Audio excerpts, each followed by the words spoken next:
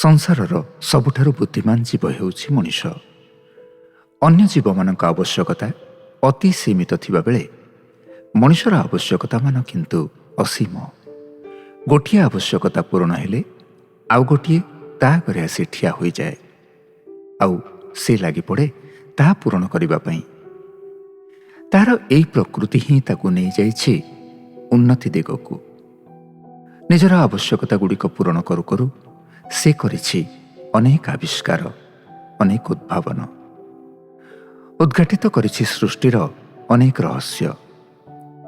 ଅନବରତ ଗବେଷଣା ମାଧ୍ୟମରେ ଆହରଣ କରିଛି କେତେ ଜ୍ଞାନ। ନିଜ ଜୀବନର ପ୍ରତିଟି କ୍ଷେତ୍ରକୁ ସେ କରିଛି ଉନ୍ନତ, ବିକଶିତ। କେବଳ ନିଜର କାହିଁକି, ସେ ଚିନ୍ତା କରିଛି ସମଗ୍ର ବିଶ୍ୱର କଲ୍ୟାଣ ପାଇଁ। ସେ ଚିନ୍ତା କରିଛି ସୃଷ୍ଟିର ଅନ୍ୟ ଜୀବମାନଙ୍କ ମଙ୍ଗଳ ପାଇଁ। ନିଜର ଜୀବନ ସ୍ତରକୁ ଉନ୍ନତ କରିବା ସହ ତିଆରି କରିଛି ନିଜର ଏପରି ଏକ ସମାଜ ଯେଉଁଠି ସମସ୍ତେ ପାଇବେ ବିକାଶର ଲାଭ। ଆମ ଦେଶ ଭାରତ ମଧ୍ୟ ଏବେ ବିକାଶର ମାର୍ଗରେ ଦ୍ରୁତ ଗତିରେ ହେଉଛି ଅଗ୍ରସର। 2047 ମସିହା ସୁଦ୍ଧା ଭାରତକୁ ବିକାଶଶୀଳ ରାଷ୍ଟ୍ରରୁ ଏକ ବିକଶିତ ରାଷ୍ଟ୍ରରେ ପରିଣତ କରିବାକୁ ଆହ୍ୱାନ ଦେଇଛନ୍ତି ଆମର ମାନ୍ୟବର ପ୍ରଧାନମନ୍ତ୍ରୀ ଶ୍ରୀଯୁକ୍ତ ନରେନ୍ଦ୍ର ମୋଦି। ତାଙ୍କର ସେହି ଆହ୍ୱାନକୁ ବାସ୍ତବତାରେ ପରିଣତ କରିବା ପାଇଁ ସରକାରୀ ସ୍ତରରେ ସବୁ ପ୍ରକାର ଉଦ୍ୟମ କରାଯାଉଛି। ବିକାଶର ଅର୍ଥ ଶିକ୍ଷା, ସ୍ୱାସ୍ଥ୍ୟ, ସାମାଜିକ ନ୍ୟାୟ, ସମାନ ସୁଯୋଗ, ବୈଷୟିକ ପ୍ରଗତି, ପରିବେଶ ସୁରକ୍ଷା ଏବଂ ଜୀବନଶୈଳୀରେ ଉନ୍ନତି। ସରଳ ଭାଷାରେ କହିଲେ, ଜୀବନର ପ୍ରତିଟି କ୍ଷେତ୍ରରେ ସକାରାତ୍ମକ ପରିବର୍ତ୍ତନ ଏବଂ ଉନ୍ନତି ହିଁ ପ୍ରକୃତ ବିକାଶ। ସବୁଠାରୁ ପଛୁଆ ଅଞ୍ଚଳରେ ହୋଇଥିବା ପରିବର୍ତ୍ତନକୁ ଦେଖିଲେ ଆମେ ଠିକ୍ ଭାବରେ ଏହାର ଅଗ୍ରଗତିର ଆକଳନ କରିପାରିବା। ଆମ ରାଜ୍ୟ ଓଡ଼ିଶାର ଏହିପରି ଏକ ଅଞ୍ଚଳ ହେଉଛି କନ୍ଧମାଳ ଜିଲ୍ଲା। ରାଜ୍ୟର ପଶ୍ଚିମ କେନ୍ଦ୍ରାଞ୍ଚଳରେ ଅବସ୍ଥିତ ଏହି ଜିଲ୍ଲା ପ୍ରାକୃତିକ ସୌନ୍ଦର୍ଯ୍ୟର ଗନ୍ତାଘର। ପାହାଡ଼, ପର୍ବତ, ନଦୀ, ଝରଣାରେ ପରିପୂର୍ଣ୍ଣ ଏହି ଅଞ୍ଚଳ। ହେଲେ ପ୍ରତିକୂଳ ଭୂମି ରୂପ ଯୋଗୁଁ ଏଠାରେ ବିକାଶର ଗତି ଅତି ମନ୍ଥର ଥିଲା। ଆଜି ମଧ୍ୟ ଏହି ଜିଲ୍ଲାର ଅନେକ ଅଞ୍ଚଳ ଦୁର୍ଗମ, ଅପହଞ୍ଚ। କିନ୍ତୁ ଲକ୍ଷ୍ୟ ହାସଲ କରିବାକୁ ହେଲେ କିଛି କଷ୍ଟ ମଧ୍ୟ ସହିବାକୁ ପଡ଼ିବ। ଇତିମଧ୍ୟରେ ଜିଲ୍ଲାରେ ସମନ୍ୱିତ ଆଦିବାସୀ ଉନ୍ନୟନ ସଂସ୍ଥା ବା ITDA ସହାୟତାରେ ଅନେକ ବିକାଶମୂଳକ କାର୍ଯ୍ୟ କରାଯାଇଛି। ଏହି ଅଧ୍ୟାୟରେ କରିବା ଏହାରି ଉପରେ ଦୃଷ୍ଟି ନିକ୍ଷେପ।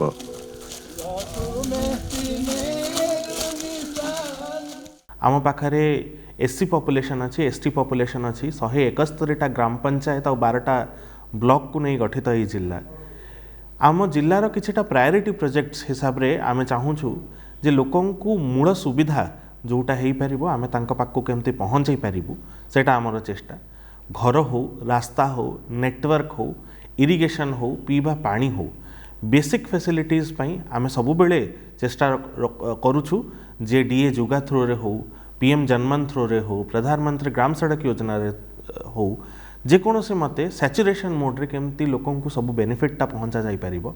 लाइवलीहुड आमर मुख्य गोटे फोकस रही है और बेसिक इन्फ्रास्ट्रक्चर निश्चित भाव में आमर प्रायोरिटी रही है।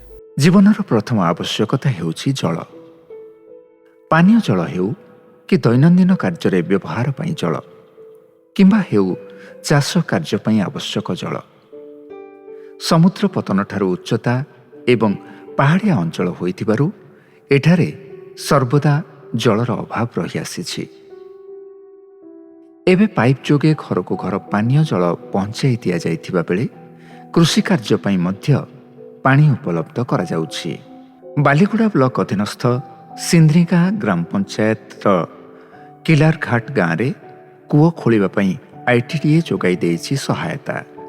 निज खर्चरे चाषी जनक एथिरे गोटे मोटर बसाइछन्ति। एही कूअर पानी चाष कार्य व्यवहार करी सुविधारे चाष काम करुपारुछन्ति हिताधिकारी। सबुज पनिपरिबा गछरे ଭର୍ତ୍ତି ହୋଇଯାଇଛି ତାଙ୍କ କ୍ଷେତ। ପୂର୍ବରୁ MGNRGS ନାମରେ ପରିଚିତ ଏବେକାର VB ଜିରାମଜି ଯୋଜନା ଅନ୍ତର୍ଗତ କାମ ମିଳିବା ଯୋଗୁଁ କିଛି ରୋଜଗାର ସହ ଜଳ ସୁବିଧା ମଧ୍ୟ ପାଇଛନ୍ତି ଚାଷୀ। ଆମେ ବର୍ଷାକୁ ଅପେକ୍ଷା କରି ଚାଷବାସ କରୁଥିଲୁ। ଏବେ ଆମକୁ ITDA ତରଫରୁ କୂଅ ଗୋଟେ ମିଳିଲା, ସେଥିପାଇଁ ଆମେ ଏବେ ଚାଷ କରିପାରୁଛୁ ଏବଂ ଚାଷରୁ ଫସଲ କିଛି ଭଲ ହେଇପାରୁଛି। ଫସଲ ହେଲା ପରେ ଆମେ ମାର୍କେଟ ନେଇ ବିକ୍ରି କରିକି 2 ପଇସା ରୋଜଗାର କରିପାରୁଛୁ। ଏହି ଅଞ୍ଚଳ ପାହାଡ଼ିଆ ଏବଂ ଦୁର୍ଗମ ହୋଇଥିବା ଯୋଗୁଁ ସବୁଠି ବିଜୁଳି ପହଞ୍ଚାଇବା ସମ୍ଭବପର ହୋଇପାରୁନାହିଁ। ଆଉ ବିଜୁଳି ନ ହେଲେ ମଟର ଚାଲିବ କେମିତି? ପାଣି ଉଠିବ କେମିତି? ଏହାର ସମାଧାନ ରୂପେ ITDA ବାଲିଗୁଡ଼ା ତରଫରୁ ସୋଲାର ସିଷ୍ଟମ ସ୍ଥାପନ କରାଯାଇଛି। ଏଥିରୁ ଉତ୍ପାଦିତ ହେଉଥିବା ବିଦ୍ୟୁତ୍ ଦ୍ୱାରା ବୋରିଂ ମୋଟର ଚାଲୁଛି ଏବଂ ଜଳସେଚନ ହୋଇପାରୁଛି। ଚାଷ କାର୍ଯ୍ୟ କରି କିଛି ରୋଜଗାର କରିପାରୁଛନ୍ତି ଏଠାକାର ଅଧିବାସୀ। ଆମ ନାଁରେ ଏଟା ସୋଲାର ବୋରିଂ ଆସିଛି ଆଜ୍ଞା। ଆଉ ଏଟା ନଦୀର ପାଣି ଆଣିକି ଏଠି କାମ କରୁଥିଲୁ ଆଜ୍ଞା, ବହୁତ କଷ୍ଟ ହେଉଥିଲା। ଆଉ ଏଟା ITDAରୁ ସେ ବୋରିଂ ସୋଲାର ମୋଟର ଦେଇଛନ୍ତି ଆଜ୍ଞା, ଏବେ ଟିକେ ଆମେ ଚାଷ କରୁଛୁ। ସିମେଣ୍ଟରେ ତିଆରି ହୋଇଛି କୁଣ୍ଡ, ଏଥିରେ ଜଳ ସଂରକ୍ଷିତ ହେଉଛି ଏବଂ ଆବଶ୍ୟକତା ଅନୁଯାୟୀ ଜଳ ଯୋଗାଣ କରାଯାଉଛି। ବାଲିଗୁଡ଼ା ବ୍ଲକର ବାରଖମା ଗ୍ରାମ ପଞ୍ଚାୟତ ଅଧୀନସ୍ଥ ସିରୁବାଲି ଗ୍ରାମରେ ଜଳସେଚନ ନିମନ୍ତେ ଏଭଳି ସ୍ପ୍ରିଙ୍ଗ ସେଡ୍ ବ୍ୟବସ୍ଥା କରାଯାଇଛି। এই যে স্প্রিং সেট আমি 3 গোটে এটা আমি তৈরি করেছু। বিগত দিନରେ আমি সর্ভে টাইমরে দেখিলে মাত্র ঝরଣାটি বহি যাଉଥିଲା, যাহারি ফଳରେ মানে সে ইরিগেশন পর্পজরে এতে ব্যবহৃত হয়ে পারুনଥିଲା। তো যাহারি সেইথিপাই আমি তাকে গোটে জলକୁ ସ୍ଥଗିତ ରଖିବା ପାଇଁ ଗୋଟେ ସେଟ୍ଟା ଆମେ ପ୍ରସ୍ତୁତ କଲେ, ଯାହାକୁ ଆମେ ସ୍ପ୍ରିଙ୍ଗ ସେଟ୍ ବୋଲି କହୁଛେ।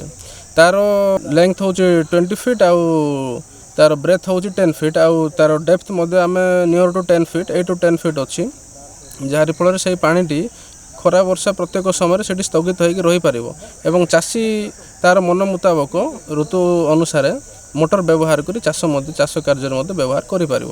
ଏହାଦ୍ୱାରା ଆଖପାଖର 5ଟି ଗାଁର କୃଷି କାର୍ଯ୍ୟ ପାଇଁ ପାଣି ସୁବିଧା ପାଇପାରୁଥିବା କଥା କହନ୍ତି ଗ୍ରାମବାସୀ। এই ଚୁଆ ବନିବା ଦ୍ୱାରା ଆମର 5ଟା ଗାଁ ପୁରା ଭଲରେ ଚାଷ କରିପାରୁଛି। ଆଉ ଆଗକୁ ବି ଖରା ମାସ ଆସୁଛି, ସେଇଠି ବି ଭଲ ଚାଷ କରିପାରିବ। ପାହାଡ଼ିଆ ଅଞ୍ଚଳ ହୋଇଥିବା ଯୋଗୁଁ ଏଠାରେ ଅନେକ ଝରଣା ରହିଛି। ଏହି ଝରଣାର ପାଣି ବହି ନଷ୍ଟ ହେବା ସଙ୍ଗେ ସଙ୍ଗେ ମୃତ୍ତିକା କ୍ଷୟ ମଧ୍ୟ ହୋଇଥାଏ। ଏହି ଝରଣାର ଜଳପ୍ରବାହକୁ ନିୟନ୍ତ୍ରିତ କରି କୃଷି କାର୍ଯ୍ୟରେ ଲଗାଯାଉଛି।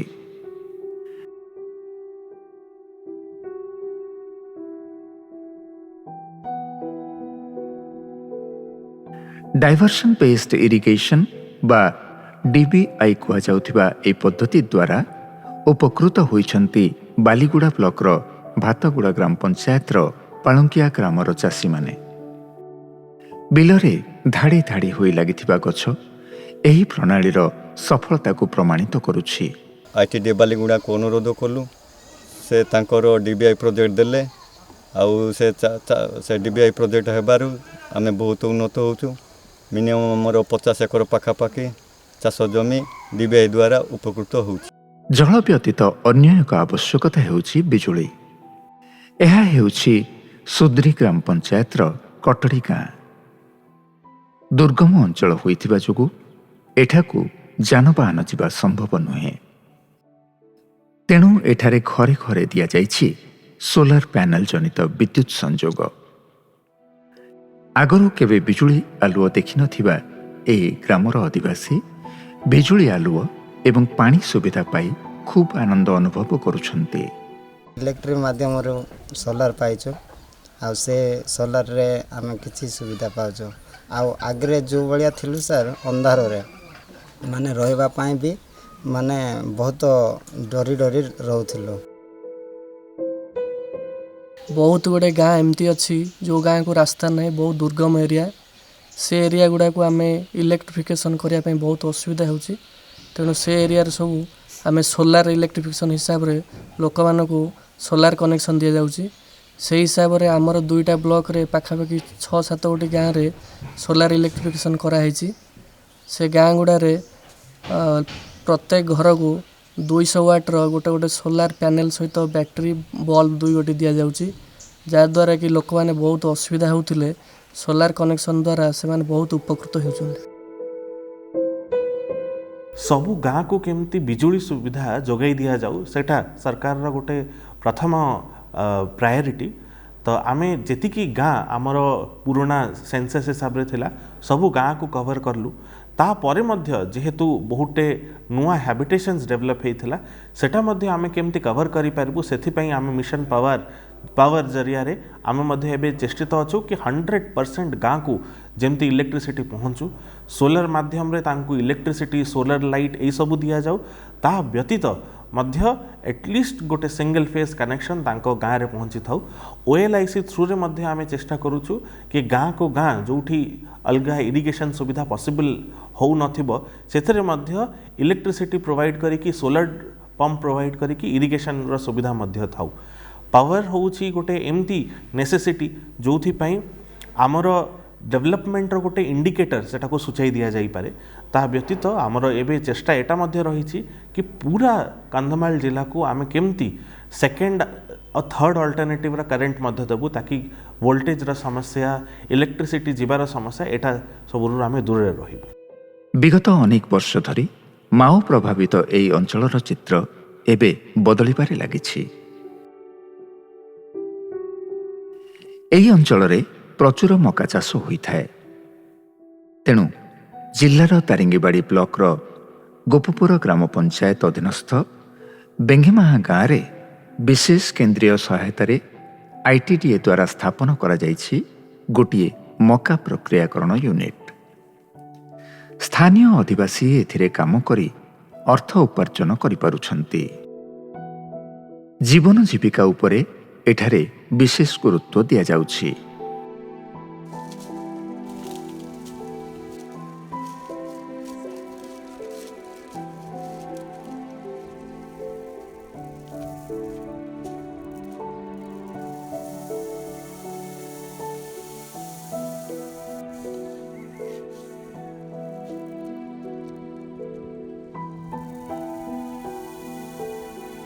ITD ଥ୍ରୋରୁ ଘର ଦେଇଛନ୍ତି, ଆଉ ମିଶନ ବି ମକା ଛଡ଼େଇବା ମିଶନ ଦେଇଛନ୍ତି, ଆଉ ମକା ବିହନ ବି ଦେଇଛନ୍ତି। ଆମର ସଂଗମା ମାନେ 60,000ରୁ ଉର୍ଦ୍ଧ୍ୱ ପଇସା ପାଉଛନ୍ତି। ଅନୁସୂଚିତ ଜନଜାତି, ଅନୁସୂଚିତ ଜାତି, ସଂଖ୍ୟାଲଘୁ ସମ୍ପ୍ରଦାୟ ଓ ପଛୁଆ ବର୍ଗ କଲ୍ୟାଣ ବିଭାଗ ତରଫରୁ ଜି ଉଦୟଗିରିରେ ମିଶନ ଜୀବିକା କାର୍ଯ୍ୟକାରୀ କରାଯାଇଛି।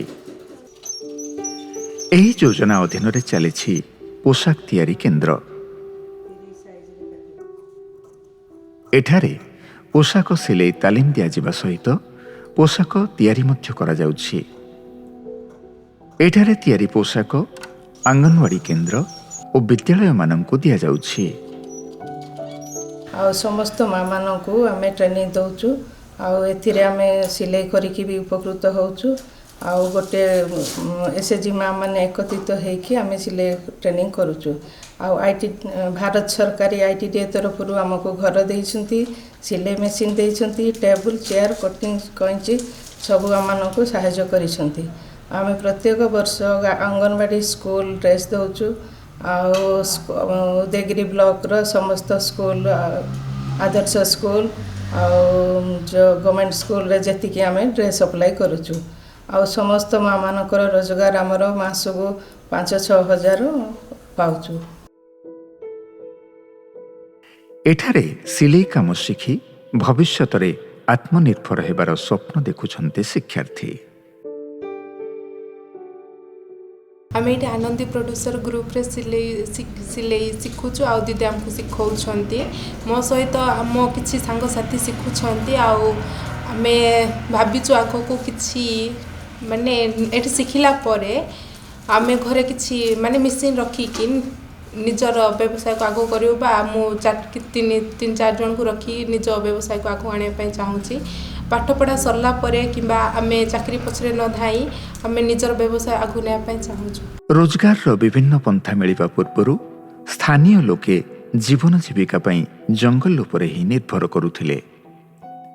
ବର୍ଷ ବର୍ଷ ଧରି ଜଙ୍ଗଲ ଉପରେ ଏମାନଙ୍କ ନିର୍ଭରତାର ପରିଣାମ ସ୍ୱରୂପ ସରକାର ଆଣିଥିଲେ ଜଙ୍ଗଲ ଅଧିକାର ଆଇନ। ଏହି ଆଇନ ଅନୁଯାୟୀ ଏ ଗ୍ରାମବାସୀଙ୍କୁ ଜଙ୍ଗଲ ଜମି ପଟ୍ଟା ପ୍ରଦାନ କରାଯାଉଛି। ଭିବିଜି ରାମଜୀ ଯୋଜନା ଅଧୀନରେ କାମ ଓ ITDA ତରଫରୁ ଯୋଗାଇ ଦିଆଯାଇଛି ଗୋଲମରିଚ ଚାଷ ପାଇଁ ସବୁ ପ୍ରକାର ସୁବିଧା। ଜିଲ୍ଲାର ଦାରିଙ୍ଗିବାଡ଼ି ବ୍ଲକରେ ଗୋଲମରିଚ ଚାଷ କରି ଲାଭବାନ ହେଉଛନ୍ତି ଚାଷୀ। ଭାରତ ସରକାରଙ୍କର ଜଙ୍ଗଲ ଅଧିକାର ନିୟମ ଫରେଷ୍ଟ ରାଇଟ୍ ଆକ୍ଟ ଅନ୍ତର୍ଗତ 13/12/2005 ପୂର୍ବରୁ ଯେଉଁ ଆଦିବାସୀ ସମୂହ ଜଙ୍ଗଲ ଜମିକୁ ସଫା କରି ଜଙ୍ଗଲ ଜମିକୁ ଚାଷ ଉପଯୋଗୀ କରି ସେମାନେ ଜୀବିକା ନିର୍ବାହ କରୁଥିଲେ, ଘରଦ୍ୱାର କରି ରହିଥିଲେ, ସେମାନଙ୍କୁ ତାଙ୍କ ନାଁରେ ବର୍ତ୍ତମାନ ଶିରୋନାମା ଦିଆଯାଇଛି, ଟାଇଟେଲ୍ ଦିଆଯାଇଛି, ତାଙ୍କର ଅଧିକାର ଦିଆଯାଇଛି ଏବଂ କମ୍ୟୁନିଟି ଫରେଷ୍ଟ ରାଇଟ୍ ରିସୋର୍ସ ଯେଉଁଟା ସମ୍ବଳ ଜଙ୍ଗଲ ଅଧିକାର ସମ୍ବଳ ମାଧ୍ୟମରେ ସେ ଗ୍ରାମବାସୀଙ୍କ ନାଁରେ ଜଙ୍ଗଲକୁ ତାଙ୍କ ପାଖ ଜଙ୍ଗଲକୁ ଗ୍ରାମ୍ୟ ଜଙ୍ଗଲକୁ ତାଙ୍କୁ ମଧ୍ୟ ମାଲିକାନା ଦିଆଯାଇଛି, ଯାହାଫଳରେ ସେମାନେ ସଷ୍ଟେନେବୁଲ୍ ଡେଭଲପମେଣ୍ଟ ଏବଂ ସଷ୍ଟେନେବୁଲ୍ ୟୁଜ୍ କରିପାରିବେ। ସେମାନେ ଏଇ କନ୍ଧମାଳ ଜିଲ୍ଲାରେ ଗୋଟେ ବଡ଼ କଥା ହେଉଛି CFR ପଟ୍ଟା ପାଇଥିବା ସେ ଗ୍ରାମବାସୀମାନଙ୍କୁ ଆମେମାନେ ଗୋଲମରିଚ ଚାଷ ପାଇଁ ଆମେମାନେ ବ୍ୟବସ୍ଥା କରିଛୁ। 500 ଏକର ପାଖାପାଖି ଜମିରେ ଗୋଲମରିଚ ଚାଷ କରାଯାଇଛି ଏବଂ ଆଗାମୀ ଦିନରେ ଏହାକୁ ଆମେ ଅଧିକ ଭାବରେ ସେହି ଶାଳ ଜଙ୍ଗଲରେ ଗୋଲମରିଚ ଚାଷ କରିବାର ଆଗାମୀ ଦିନରେ ଆହୁରି ବେଶୀ କରିବାର ଆମେମାନେ ଯୋଜନା କରିଛୁ, ଯାହାଦ୍ୱାରା ଲୋକମାନଙ୍କର ଜୀବନ ଜୀବିକାରେ ପରିବର୍ତ୍ତନ ନିଶ୍ଚିତ ଭାବରେ ଆସିପାରିବ। ଆଦିବାସୀ ସମୂହର ଆମର ଗ୍ରାମ ତଗାପଙ୍ଗା ଦାରିଙ୍ଗିବାଡ଼ି ବ୍ଲକ ଆମେ ITD ତରଫରୁ ଆମ ITD ସାର୍ ମାନେ ସାହାଯ୍ୟ କଲେ ଆମେ ଗୋଲମରିଚ ଲଗାଇବା ପାଇଁ ଆଉ ଦେଇଛନ୍ତି, ସେ ଦେଇକି ଆମେ ଲଗାଉଛୁ।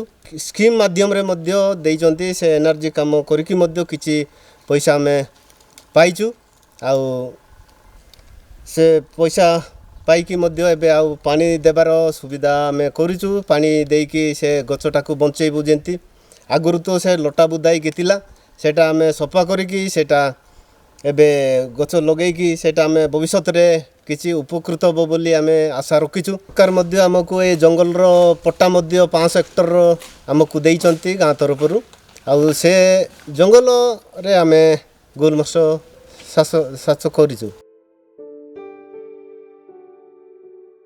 ଏହି ଜିଲ୍ଲା ପ୍ରାକୃତିକ ସୌନ୍ଦର୍ଯ୍ୟରେ ଭରପୁର। ପର୍ଯ୍ୟଟନ ପାଇଁ ଏଠାରେ ଭରି ରହିଛି ଅପାର ସମ୍ଭାବନା। ଏହି ସମ୍ଭାବନାକୁ ଆର୍ଥିକ ଗତିବିଧିରେ ପରିବର୍ତ୍ତିତ କରିବା ଉଦ୍ଦେଶ୍ୟରେ ଜି ଉଦୟଗିରି ବ୍ଲକରେ 2022 ମସିହାରେ ପ୍ରତିଷ୍ଠିତ ହୋଇଛି ସିର୍କି ଇକୋ ପାର୍କ। ଏହି ପାର୍କରେ ରହିଛି ବିଭିନ୍ନ ପଶୁପକ୍ଷୀଙ୍କ ସୁନ୍ଦର ପ୍ରତିକୃତି।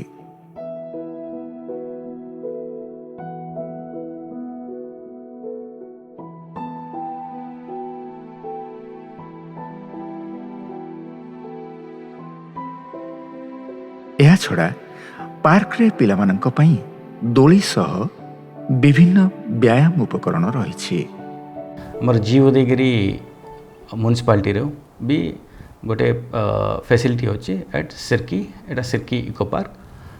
ଏଇଟା ବି for increasing green space and recreation purpose ଆଉ ତା ସହିତ providing support to the local forest dependent communities.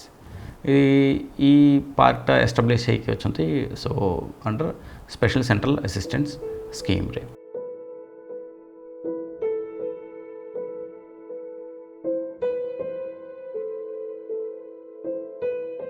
बुली बुली हालिया लगिले टिकिए विश्राम नेबा ପାଇଁ ରହିଛି ଏହି ସୁନ୍ଦର ବିଶ୍ରାମ ସ୍ଥଳ।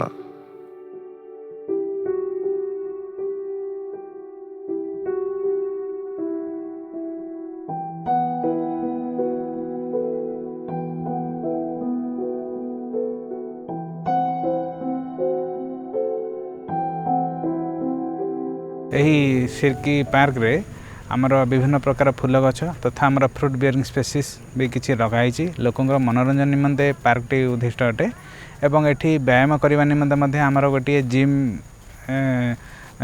को पर मोमेंट को अवस्थापन कराई। यह छड़ा लोकंर मनोरंजन निमंते विभिन्न फूल गछ चतुर्पार्श्व माने आम पार्क एरिया भितर लगाई। पार्क टोटाल एरिया आमर अप्रोक्सीमेटली 2 हेक्टर हम आउ मेनली आमर लोक मनोरंजन निमंते पार्क टी उद्दिष्ट अटे। ଏହି ପାର୍କର ରକ୍ଷଣାବେକ୍ଷଣ କରୁଛନ୍ତି ସ୍ଥାନୀୟ ସ୍ୱୟଂ ସହାୟକ ଗୋଷ୍ଠୀର ମହିଳାମାନେ। ଇକୋ ପାର୍କରେ ଆମେ ଏସ୍ଏଚ୍ଜି ମା ମାନେ କାମ କରୁଛୁ। ଆଉ ଏଠି କାମ କରିକି ଆମେ ଟିକଟ କାଟୁଛୁ। ଆଉ ଏଟା ବଗିଚା ବି ସଫା କରୁଛୁ, ଫୁଲ ଗଛ ଲଗାଉଛୁ, ଆଉ 2 ପଇସା ପାଉଛୁ ଆମେ।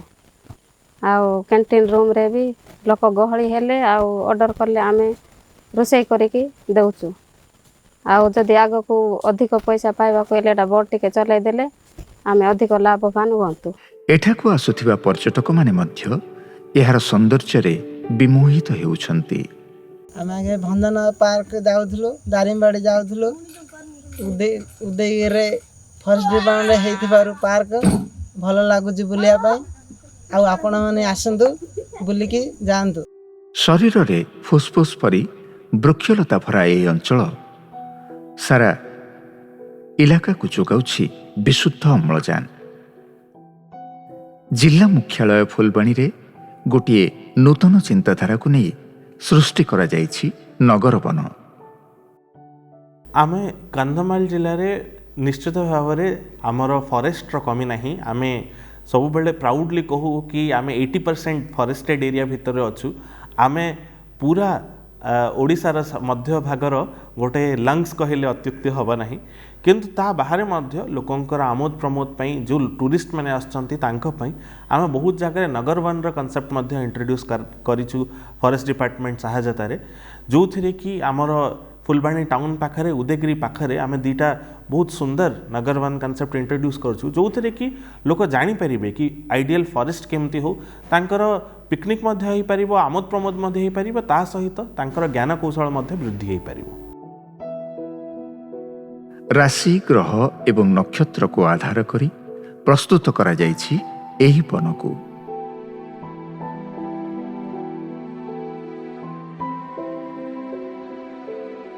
यही जो आमर नगर वन जो हर्बाल गार्डन तैयारी तन्मध्यरु गोटे हूँ आमर नवग्रह वन, आउ गोटे हूँ राशि वन एवं आउ गोटे हूँ नक्षत्र वन। एवं ये नक्षत्र वन को आम कौन कलु फास्ट जो एलाइनमेंट करिछि एटा हूँ केते ना आमर टोटाल हूँ तार रेडियस हूँ टोटाल सेंटर टू हूँ 7 मीटर तापर हूँ 1.5 बोले 5.5 मीटर 4.5 मीटर तापर 3.5 मीटर राउंड सर्कल अच्छी सेटा हूँ 1.5 मीटर है। एवं ता भितर आमर चतुर्दिगरे कौन कराई 1.5 मीटर गोटे रेडियस 5 मीटर वाइड गोटे पैसेज दिखाई पब्लिक एंट्रांस करने एवं छोटिया छोटिया कुंड माध्यम जो 25टा नक्षत्र अच्छा मध्य समस्त गछ गुड़िक जो नक्षत्र जो गछ से गछ गुड़ी से लग जा। आउ गोटे हूँ नवग्रह वन एवं जो नवग्रहर ग्रह मान मध्य मुख्य होती सूर्य सूर्यंकर मझिरे रहिले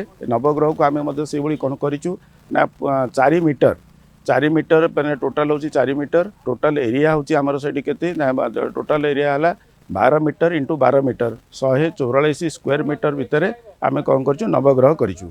एवं आउ गोटे हूँ मैंने जोड़ा राशि वन एवं जो राशि वन से यहीटा कौन कराई ना 5 मीटर इंटू हूँ 5 मीटर हूँ जोड़ा सेंटरटा ता सहित टोटाल हूँ 15 meter 15 into 15 into 15 square meter भितर नवग्रह को स्थापन कराई ता सहित माने राशि वन को भी स्थापित कराई। राशि अनुसार विभिन्न गछ को लगाई 12 राशि 12 गछ एवं समस्त को सर्वेक्षण जानापी माने कौन कराई ना कुंड मध्य राशि सहित गछर नाम को मध्य लिखा जाई। नगर वन संपर्क में अधिक विवरणी प्रदान करथिले एठाकार वनखंड अधिकारी Shri Pratap Kottapalli. Urban areas green space पाई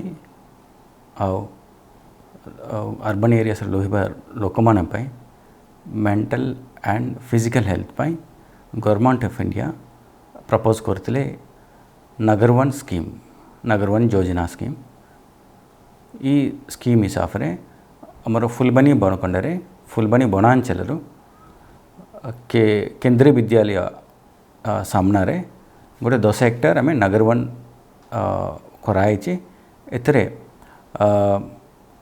लोक मान वॉकिंग और जॉगिंग करने ट्रैक्स अच्छा 10 हेक्टर एरिया रे ता सहित सो डिफरेंट मेडिसिनल प्लांट्स पाई अवेयरनेस पाई आम टीम बेस्ड प्लांटेशन कराई नक्षत्र वन राशि वन आउ नवग्रह वन आउ फर्दर भी आम अदर टीम बेस्ड प्लांटेशन करूँ ताकि एटा acts as a wellness centre आउ कम अवेयरनेस सेंटर हिसाब से आम यही नगर वन को आम काम कर बनखंड अधिकारी स्वयं एठारे भ्रमण करी एहार रक्षणाबेक्षण कार्य को तदारख करुछंती।